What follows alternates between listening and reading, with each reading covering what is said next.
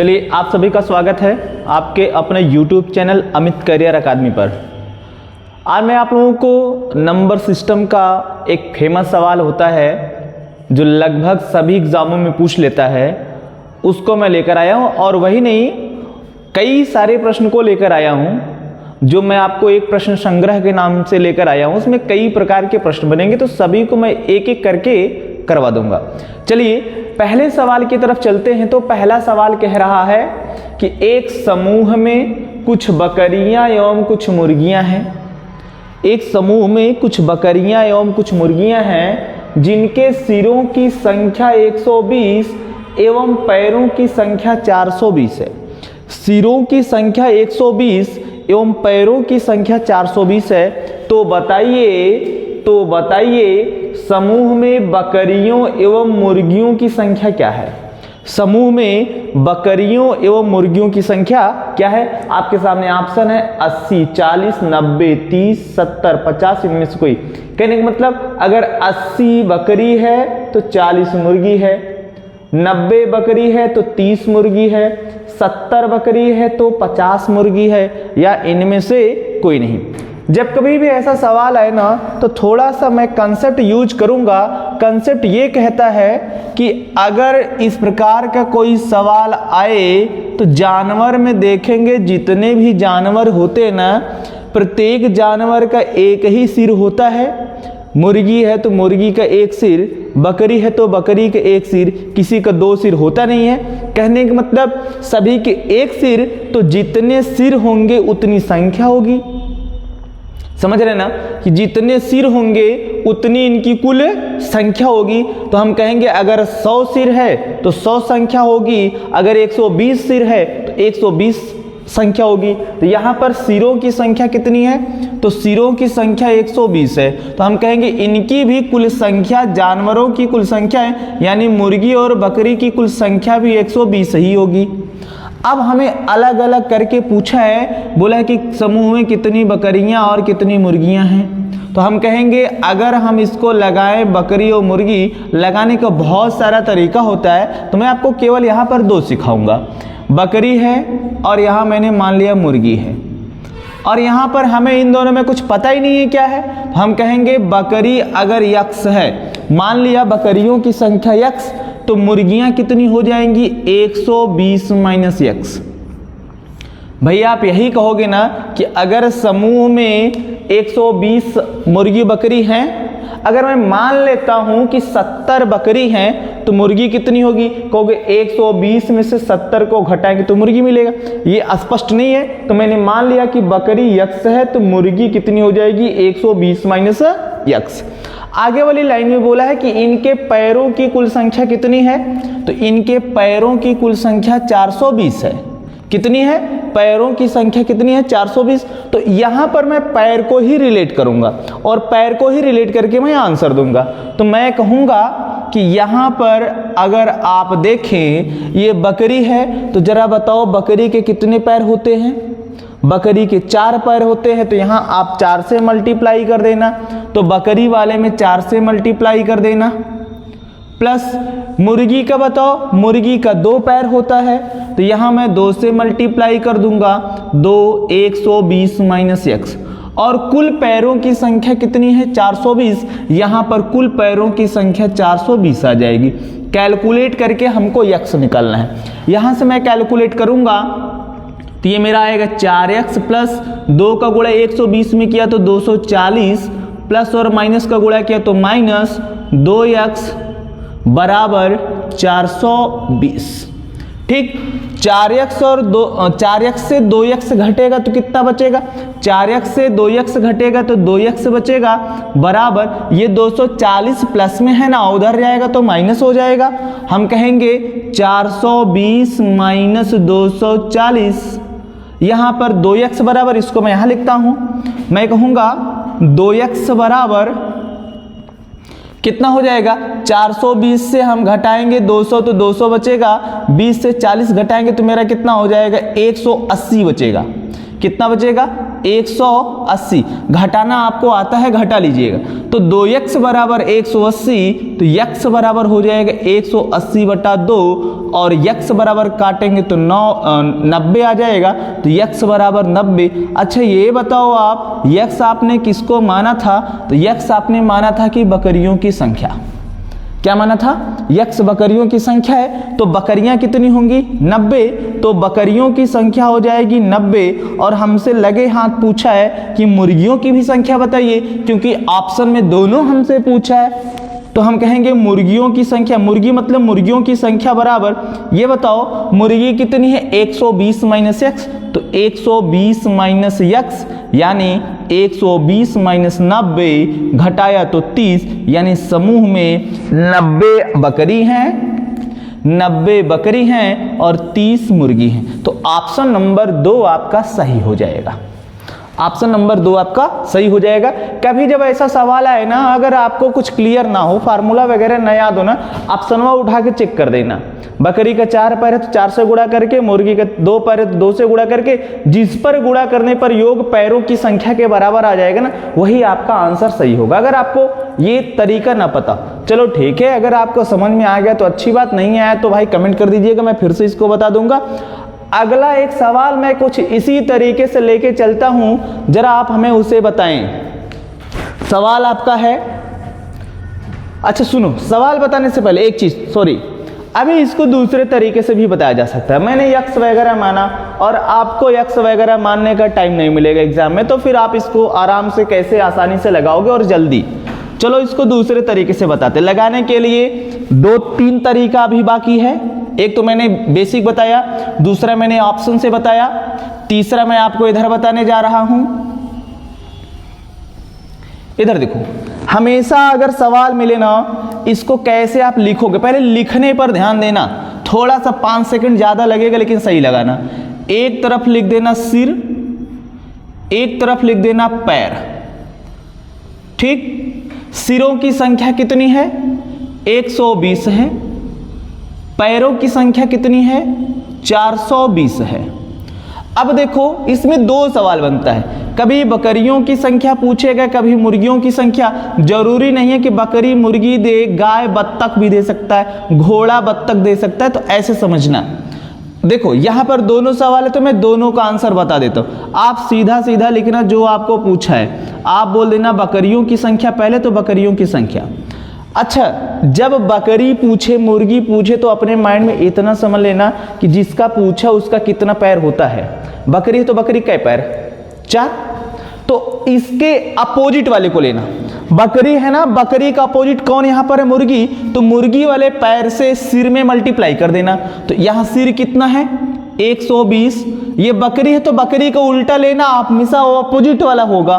तो मुर्गी है, मुर्गी का 2 पैर, तो 2 से गुणा करके डिफरेंस कर देना, यहां पैरों की संख्या 420 और हमेशा आधा कर देना। हमेशा क्या करोगे? आधा करोगे। देखो 120 गुना 240, डिफरेंस 420 बटा 2। ये बताओ यहां 240 से 420, इन दोनों के बीच का डिफरेंस 180 आएगा। 180 बटा 2 बराबर कितना आएगा? 90। यानी बकरियों की संख्या कितनी आई?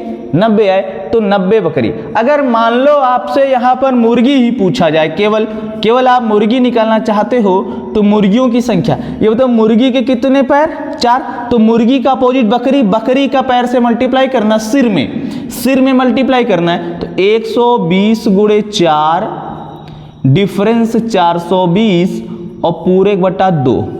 120 चौके 480, डिफरेंस 420 बटा 2। यहां घटाया तो 60 बटा 2, 60 बटा 2 का मतलब 30। यानी इसमें कितनी बकरियां हैं? मुर्गियां हैं, तो 30 मुर्गियां हैं और 90 बकरियां हैं। आप बिना एक्स वाई माने ही इसको लगा सकते हो, लेकिन ध्यान रहेगा जिसका पूछेगा हमेशा उसके अपोजिट वाले का मल्टीप्लाई करेंगे। जिसका पूछेगा उसके हमेशा अपोजिट वाले का मल्टीप्लाई करेंगे, ठीक। अगर आपको मैं फार्मूले की बात करूं ना, तो आप फार्मूला ऐसे लिख लेना। आप फार्मूला बना सकते हो, कह देना अगर बकरी पूछे ना, बकरी मतलब 4 टांग, गाय भी पूछ सकता है, घोड़ा भी पूछ सकता है। बकरी की संख्या बराबर सिर गुणे 2, डिफरेंस पैरों की संख्या बटे 2। अगर मुर्गी का पूछे संख्या ना तो आप फार्मूला बना लेना, सिर गुणे 4 डिफरेंस पैर पूरे बटा 2।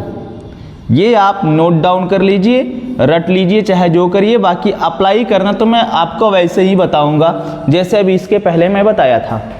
नोट करिए इसको या स्क्रीनशॉट ले लीजिए। अगले सवाल की तरफ चलते हैं। ठीक है, चलो एक ऐसे ही दूसरा सवाल हम बनाते हैं आपको और करवाते हैं, देखते हैं कितने लोग सही जवाब दे पाते हैं। ठीक, लिखिएगा। एक समूह में, आप लोग क्वेश्चन पूरा पूरा नोट करिएगा। एक समूह में कुछ बकरियां एवं कुछ मुर्गियां हैं जिनके सिरों की संख्या 100 एवं पैरों की संख्या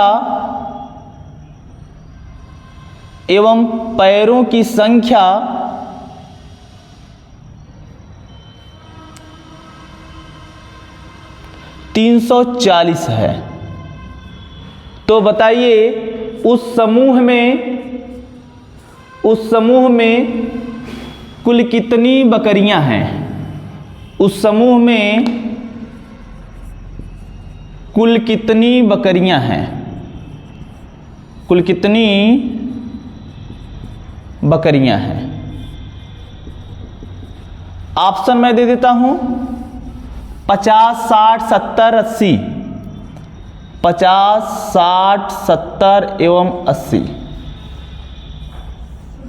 ठीक, आंसर कमेंट करें। कितना आएगा? कितना आएगा? देखिए, जिसका भी आंसर 70 आया होगा ना उसका सही है। ध्यान देना, फार्मूला आप लिखे हो उसमें फीड कर दो या अप्लाई करने में बताएं उसको कर दो। एक तरफ आप ना हमेशा लिखा करो सिर, एक तरफ लिखा करो पैर। देखो सिरों की संख्या 100 है, पैरों की संख्या 340 है।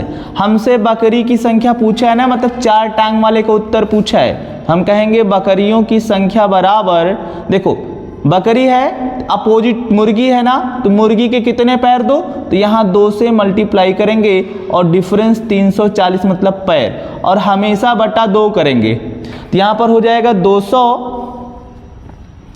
200 डिफरेंस 340 पूरे बटा 2। 200 और 340 में 140 का डिफरेंस होता है बटा 2। 140 का आधा 70, यानी समूह में 70 बकरियां हैं। कितनी बकरियां हैं? 70 बकरियां हैं। उम्मीद करता हूं कि सारी चीजें आपको समझ में आई होंगी। ठीक है, नोट कर लीजिए, फिर आगे लेकर चलते हैं।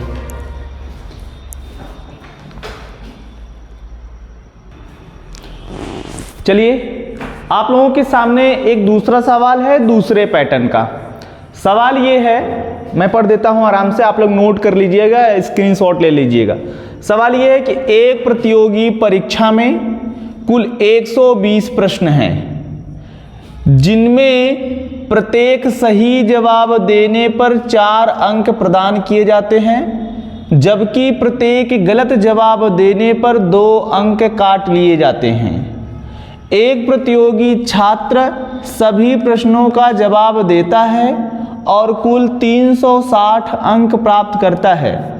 तो बताइए छात्र ने कुल कितने सही जवाब दिया? छात्र ने कुल कितने सही जवाब दिया? बोल रखा है कि भाई एक पेपर है, कुल उसमें 120 प्रश्न हैं और शर्त यह है कि सही जवाब या सही आंसर करने पर आपको 4 अंक मिलेंगे और गलत आंसर करने पर आपके 2 अंक काट लिए जाएंगे। अब हुआ क्या, एक प्रतियोगी छात्र है जो सभी प्रश्नों का जवाब देता है और कुल 360 अंक पाता है, तो हमसे पूछ रखा है कि छात्र ने कितना सही जवाब दिया। ठीक, अब देखो इसको करने के लिए पहले तो आपको मैं बेसिक बता दूं। यहां पर आप देखो कि कुल कितने प्रश्न हैं, कुल 150 प्रश्न हैं, 120 प्रश्न हैं। अब इसमें विद्यार्थी करता क्या है कि सही जवाब भी देता है, गलत जवाब भी देता है। तो आप एक तरफ लिखिएगा सही जवाब एक तरफ लिखिएगा गलत जवाब। अब करेंगे क्या आप, क्या पूछा है, सही जवाब वाला पूछा है, तो मान लेना कि छात्र ने x प्रश्नों का सही जवाब दिया और गलत जवाब, तो सही कुल में से सही घटाएंगे तो गलत मिल जाएगा। तो 120 प्रश्नों 120 माइनस x प्रश्नों का उसने गलत जवाब दिया। ठीक, नोट कर लीजिए जरा।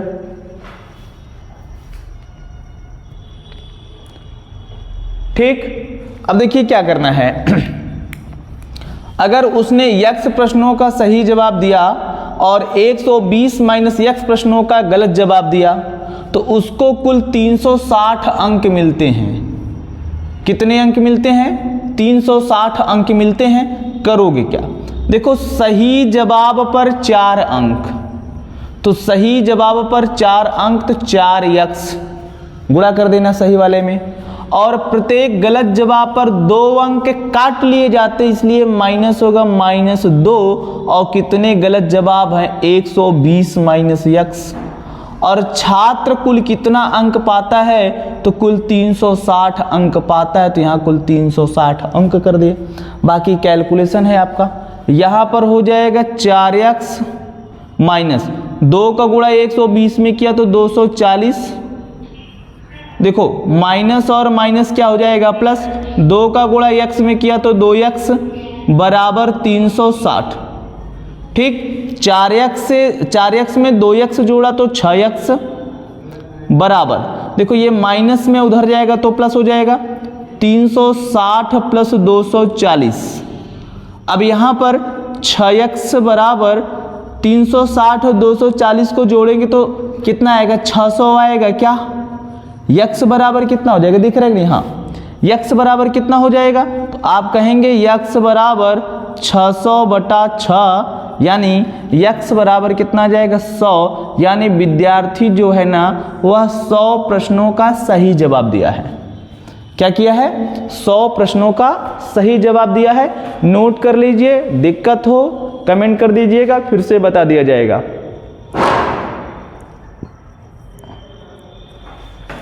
ठीक, बाकी दूसरा तरीका आप ऑप्शन से लेकर चलना, जिस पर ऑप्शन सेट हो जाएगा वही आपका सही माना जाएगा। क्लियर है भाई? चलो एक दूसरे प्रश्न की तरफ चलते हैं, उसको भी नोट करो। सॉरी, इसी का दूसरा तरीका भी बता देता हूं। इसको ना हम दूसरे तरीके से लगा सकते, एलिगेशन मेथड से, मिश्रण के नियम से भी हम इसको लगा सकते हैं। अभी इसके पहले जो बत्तख मुर्गी बकरी वाला सवाल था ना, उसको भी हम एलिगेशन से लगा सकते हैं।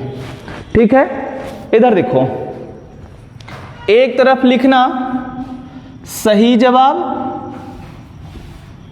एक तरफ लिखना गलत जवाब।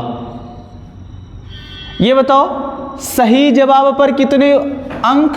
4 अंक मिलते हैं तो प्लस होगा, जबकि गलत जवाब पर 2 अंक काट लिया जाता है। क्या होता है? 2 अंक काट लिया जाता है। एक कोई विद्यार्थी है ना, वह सभी प्रश्नों को हल करता है और 360 अंक पाता है, तो हम कहेंगे औसत अंक। औसत अंक बराबर कितना अंक पाया है? 360। और कितने प्रश्नों में से? 120 प्रश्नों में से अंकों में प्रश्नों का भाग दे देंगे तो औसत अंक आ जाएगा। ये कटेगा तो 120 1 का 120, 120 360, औसत अंक आया आपका कितना? 3। तो यहां मिश्रण के नियम प्रयोग कर देंगे। मिश्रण के नियम क्या है भाई? देखो, एक बार आप यहां ऊपर से नीचे घटा रहे हो तो 4 से आप 3 को घटाओगे तो कितना आएगा? 1 आएगा। लेकिन जब दूसरी बार चलोगे ना तो नीचे से ऊपर घटाना पड़ेगा। 3 से -2 घटेगा। 3 से घटाना है वो भी किसको? -2 को, इसलिए माइनस माइनस क्या हो जाएगा? प्लस हो जाएगा। तो ये 3 2 5, यहां पर आप अनुपात लगा देना। क्या लगाओगे? अनुपात। कहने का मतलब अगर उसने 5 सही जवाब दिया तो 1 गलत जवाब दिया, 5 सही पर 1 गलत जवाब दिया। अब हमसे पूछा है सही जवाबों की संख्या, तो हम कहेंगे सही जवाब बराबर, देखो सही वाले का अनुपातिक मान कितना? 5 बटा टोटल 5 1 6, और कुल कितना प्रश्न था? 120। इसको काट दिया, 6 1 का 6, 6 दूना 12 20, 20 पंजे 100। यानी उसने 100 प्रश्नों का सही जवाब दिया था। आप एलिगेशन वाले मेथड से भी लगा सकते हो इसको। और जो बकरी और मुर्गी वाला सवाल था ना, वो भी एलिगेशन से लग जाता, लेकिन फिलहाल कोई मतलब था नहीं उसका। क्लियर है? नोट कर लीजिए। अगले सवाल की तरफ चलते, इसको नोट करिए आप। चलिए एक अगले प्रश्न की तरफ चलते हैं, वो भी लगभग ऐसे ही होगा। क्वेश्चन आपका है कि एक प्रतियोगी परीक्षा में कुल 150 प्रश्न हैं। एक प्रतियोगी परीक्षा में कुल 150 प्रश्न हैं, जिनमें से प्रत्येक सही जवाब देने पर 3 अंक प्रदान किए जाते हैं। प्रत्येक सही जवाब देने पर 3 अंक प्रदान किए जाते हैं, जबकि प्रत्येक गलत जवाब देने पर 1 अंक काट लिया जाता है। 1 अंक काट लिया जाता है। एक प्रतियोगी छात्र सभी प्रश्नों का जवाब देता है और कुल 330 अंक प्राप्त करता है। और कुल 330 अंक प्राप्त करता है। तो बताइए छात्र ने कुल कितने सही जवाब दिया? छात्र ने कुल कितना सही जवाब दिया? आपके पास 2 मेथड है, आप दोनों में से कोई भी यूज कर लें। यहाँ मैं ऑप्शन लिखता हूँ, 110, 120, 125, 115। ये आपके पास 4 ऑप्शन है। ठीक, देखिए इसको अगर मैं लगाऊं तो बेसिक तो आप लगा ही सकते हो। बेसिक बताऊं या डायरेक्ट बताऊं? डायरेक्ट बताया जाए एलिगेशन से। तो एलिगेशन से देखिए क्या होगा, एक तरफ आप लिखेंगे सही जवाब, एक तरफ लिखेंगे गलत जवाब। ये बताओ सही जवाब पर आपको कितने अंक मिलते हैं? तो आपको 3 अंक मिलते हैं। गलत जवाब पर कितना काट लिया जाता है? 1 काट लिया जाता है। औसत अंक आप निकालो तो औसत देखो कितना अंक प्राप्त करता है? 330। कितने प्रश्नों में? 150। तो 330 अंक प्राप्त करता है 150 प्रश्नों में। तो यहाँ 0 से 0 कट गया, 3 × 5 = 15 कट गया, 3 11 में 33 कट गया, यानी 11/5 आया। तो औसत अंक आपका आ गया 11/5, यानी 2.2 आएगा। ठीक, कितना आएगा? 2.2। ठीक, तो यहाँ पर मैं रख दूंगा 2.2। यहाँ क्या करेंगे? घटाएंगे। 3 से 2.2 घटेगा तो 0.8 बचेगा। फिर इसके बाद 2.2 से -1 घटेगा तो ऐड हो जाएगा, ये हो जाएगा 3.2। और इन दोनों के बीच रेशियो लगाएंगे। यहाँ से ये अनुपात ये कट गया, दशमलव से दशमलव कट गया। बाकी इसके बाद ये आपका हो जाएगा कितना? 32। ये आपका हो जाएगा 32:8। ये कटेगा 8 चौके 32, 8 एका 8। आप बोलोगे कि प्रत्येक 4 सही जवाब पर 1 गलत जवाब है। 4 सही पर 1 गलत, तो आप कहोगे सही प्रश्नों की संख्या या सही जवाबों की संख्या बराबर ये 4 बटा अनुपाती योग 4 1 5 गुणे कुल कै प्रश्न है? 150 प्रश्न है। काट दीजिए, 5 का 5, 5 3 में 150, 30 चौके 120, यानी कुल 120 प्रश्नों का सही जवाब उसने दिया था। नोट कर लीजिए इसको। अगर कोई दिक्कत हो तो कमेंट कर दीजिएगा।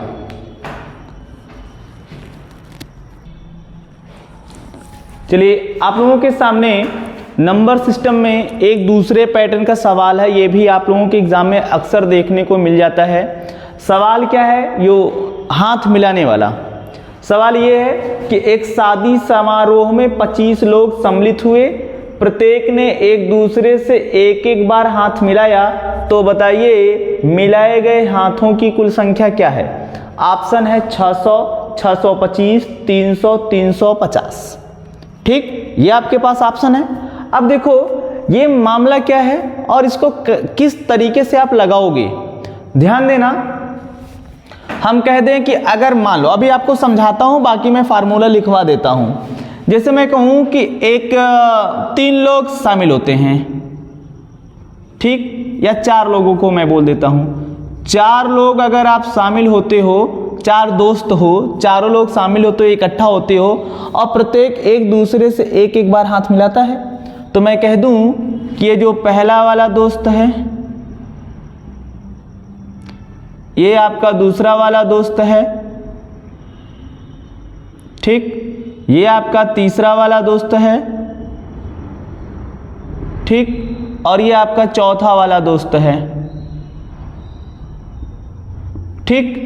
अब देखो जब ये पहला वाला दोस्त हाथ मिलाएगा ना, तो ये देखो किससे किससे मिलाएगा, ये पहले इससे एक बार मिलाएगा, एक बार इससे मिलाएगा, एक बार इससे मिलाएगा, यानी अब ये कितने लोगों से ये हुआ 3, ये पहला हो गया, ठीक। अब जब ये दूसरा वाला आएगा ना, तो ये दूसरा वाला देखो अब इससे ये मिलाए या इससे ये मिलाए, एक ही बार मिलाना है, बात तो एक ही हुई।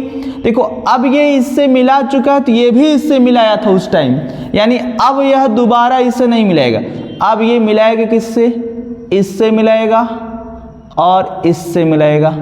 अब कितना हुआ 2, हम कहेंगे ये हो गया 2। जब ये तीसरे नंबर वाला दोस्त आएगा ना, ये देखो इससे नहीं मिलाएगा क्योंकि इससे तो मिला चुका है, इससे भी नहीं मिलाएगा क्योंकि इससे पहले मिला चुका है, यह मिलाएगा किससे, इससे मिलाएगा, ठीक है। तो ये इससे मिलाएगा तो क्या हो जाएगा, एक ही बार हो पाएगा। आप जोड़ दो, 3 2 5 1 6, यानी मिलाए गए हाथों की कुल संख्या कितनी हो जाएगी 6। अगर 4 लोग हैं तो 6। तो ये छोटा नंबर है तो आप काउंट कर सकते हो, अगर यही बड़ा नंबर होगा तो काउंट करने में हो जाएगी दिक्कत। तब उसके लिए आप फार्मूले का प्रयोग करना, आप लिखिएगा मिलाए गए हाथों की संख्या बराबर, मिलाए गए हाथों की संख्या बराबर, ये होता है n-1 पूरे 1/2, जहां n बताएगा व्यक्तियों की संख्या, लोगों की संख्या। तो कितने लोग सम्मिलित हुए, देखो इसके पहले 4 लिया था ना, 4 वाला भी चेक कर लो, तो 4 4 - 1 पूरे 1/2 कटा ये 2 दूना 4, ये हो जाएगा 2 × 3 2 3 6। कितने लोग, 6 लोग। अब ध्यान दो, यहां पर सवाल में कितना है 25, तो हम बोलेंगे 25 25 - 1 और पूरे 1/2, ये आपका हो जाएगा 25 25 से 1 जाएगा 24 24/2, इसको काट दो, 2 बरहा में 24, तो यहाँ आएगा 25 × 12, 25 बरहा में 300 होता है, यानी मिलाए गए हाथों की कुल संख्या क्या होगी 300। क्लियर, नोट कर लीजिए। अगला सवाल लिखिए, लिखिए एक शादी समारोह में 40 लोग सम्मिलित होते हैं, 40 लोग सम्मिलित होते हैं, प्रत्येक ने एक दूसरे से एक एक बार हाथ मिलाया, तो बताइए मिलाए गए हाथों की कुल संख्या क्या होगी। तो बताइए मिलाए गए हाथों की कुल संख्या क्या होगी, आंसर कमेंट करिए, मैं बता रहा हूं। देखो कितने लोग सम्मिलित हुए 40, तो 40 - 1 पूरे 1/2, ये कट जाएगा तो आपका बचेगा 20, यहां पर हो जाएगा 20 × 40 से 1 जाएगा 39, 39 दूना 78, 780 आंसर आएगा। यानी मिलाए गए हाथों की कुल संख्या बराबर 780। ठीक, नोट कर लीजिए या स्क्रीनशॉट ले लीजिए।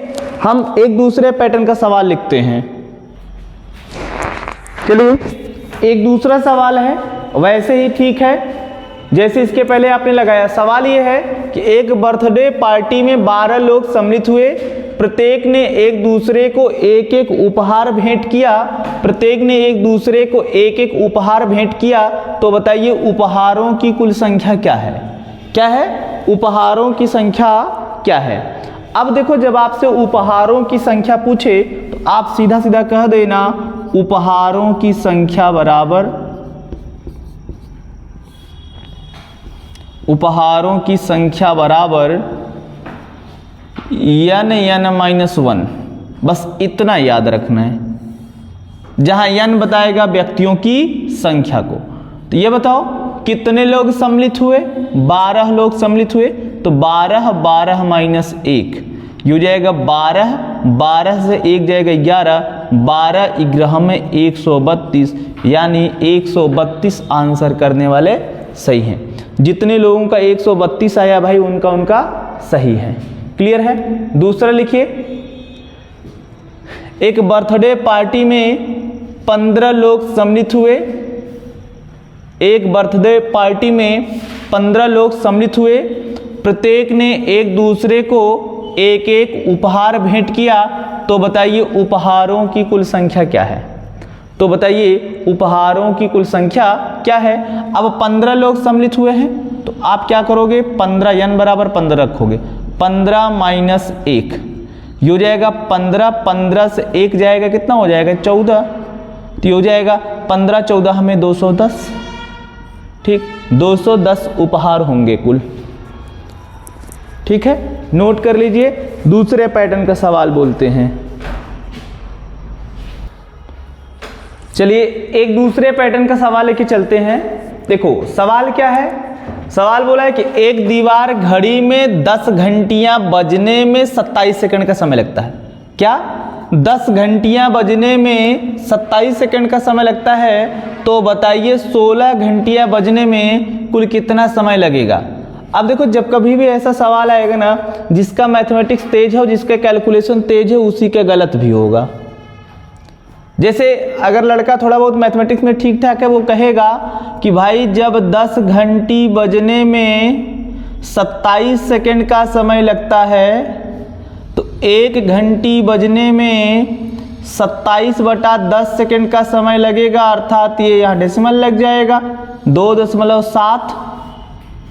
तो बोलेगा कि 16 घंटियाँ बजने में कितना? तो 16 गुणे 2.7 और गुणा करोगे तो ये आपका आएगा 16 सत्ते 112 के 2, 16 दूनी 32 और 32 11 43।